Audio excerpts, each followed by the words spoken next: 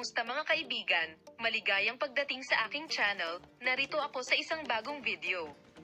Bago lumipat sa aking video, huwag kalimutang mag-subscribe sa aking channel, i-like at ibahagi ang aking video.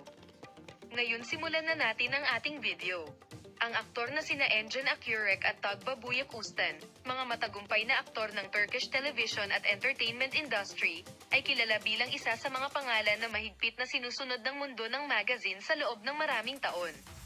Ang mga akusasyon na ang dalawang sikat na pangalan na ito, na abala sa kanilang karera at pribadong buhay, ay nakararanas ng sama ng loob at problema sa kanilang mga relasyon, ay umani ng malawak na coverage sa tabloid press nitong mga nakaraang araw.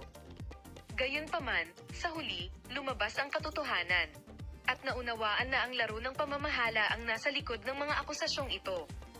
Sina Engin Akyurek at Tuğba, parehong mga aktor, si Büyüküstün ay nasa tuktok ng listahan ng mga pinakakilala at pinakamahal na aktor ng Turkey.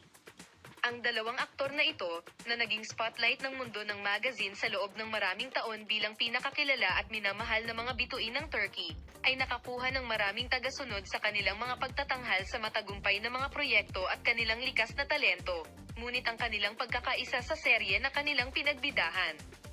Magkasama ay hindi malilimutan. Gayunpaman, ang mga kamakailang akusasyon ay nagmungkahi na ang pagkakasundo na ito ay matatabunan.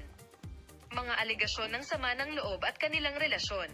Kamakailan lamang, ang mga pahayag nina Engin Akyurek at Tugba Büyüküstün na may sama ng loob sa pagitan nila at ang pagiging matatag ng kanilang relasyon ay naging usapin ng curiosity sa mundo ng magazine.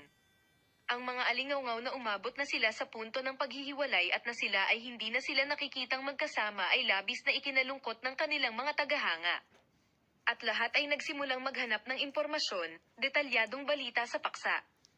Nagbigay ng mga interesanteng sagot sina Engin Akyurek at Tugba Büyüküstün sa tanong kung anong mga pahayag ang kanilang gagawin hinggil sa isyong ito at kung talagang break na ang mag-asawa.